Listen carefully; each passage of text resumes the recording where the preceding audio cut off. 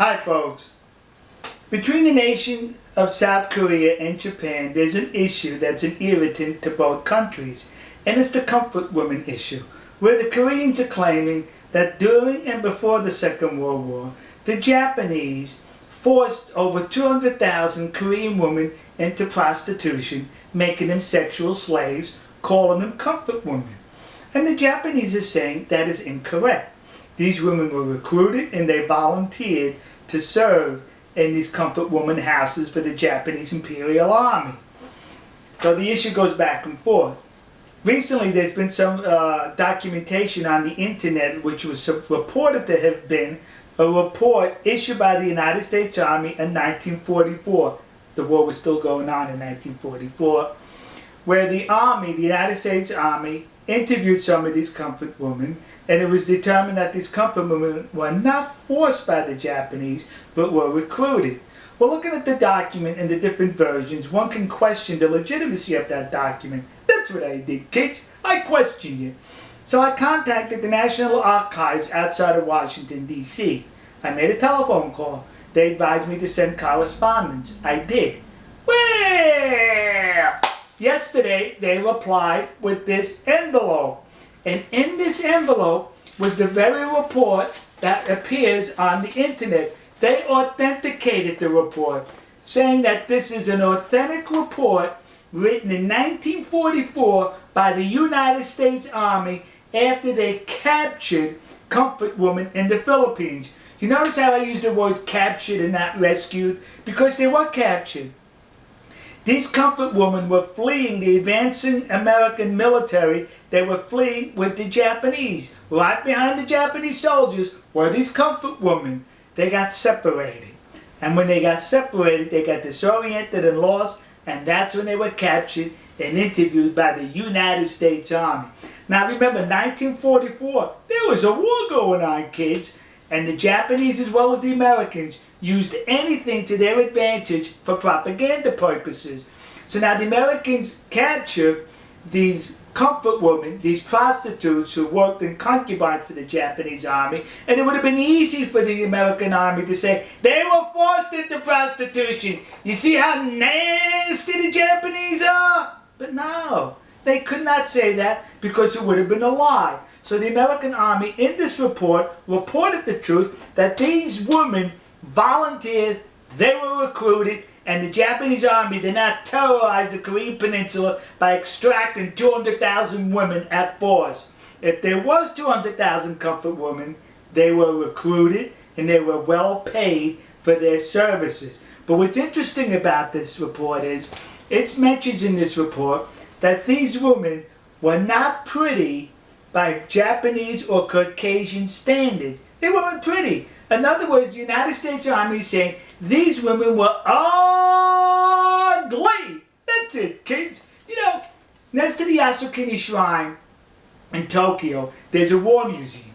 And when you go through the museum, it takes you all the way through Japan's military history, I think from pre-samurai, samurai, Edo, up into World War II. But you know what I did not notice as far as military equipment that I'm sure the Japanese Imperial Army was issued? Was these.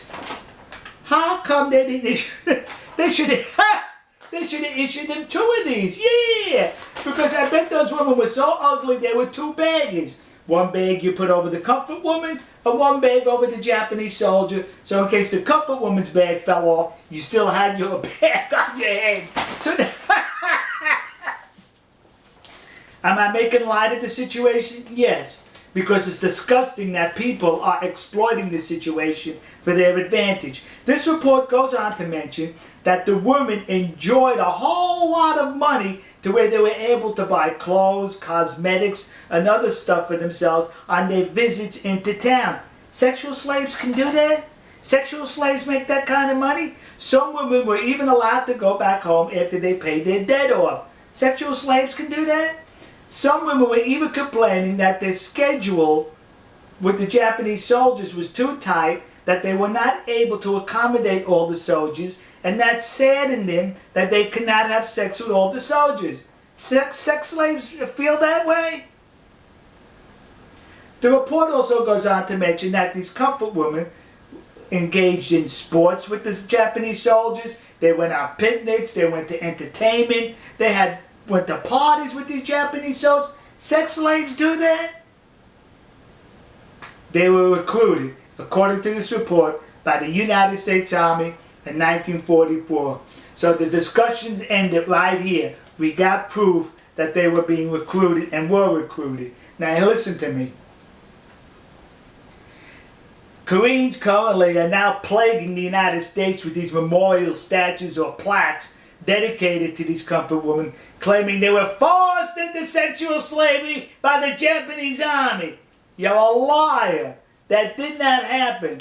I'd rather call you a liar than the United States Army in World War II, who would have definitely used this for propaganda had it been the other way around. But they told the truth that these comfort women were recruited. So to the community of Nassau County, Long Island, New York, that community in New Jersey, and those idiots in Detroit who put up these memorials, you were suckered in by the comfort women hucksters. And to those dopes in the city council in Glendale, California, who recently approved to put up a statue to the comfort woman, the one that exists across the street from the Japanese embassy in Seoul, South Korea. When you put that statue up, would you do me a favor and be accurate?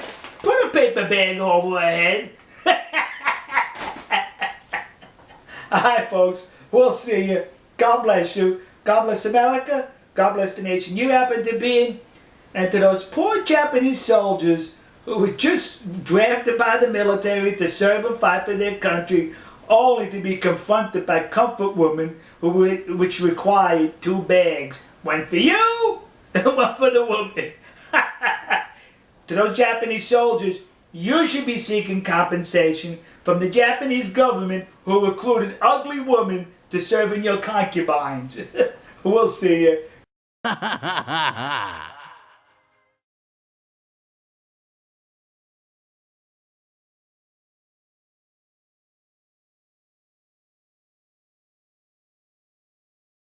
テキサス親父日本事務局では、このオクラホマ州の竜巻による被害者への義援金を募っています。今回は日本人がこの被災者を助ける番です。テキサス親父の動画をご覧の皆様の温かいご支援をお願いいたします。義援金の振込先は、群馬銀行熊谷支店、天板300、通預金、口座番号934849、テキサス親父日本事務局です。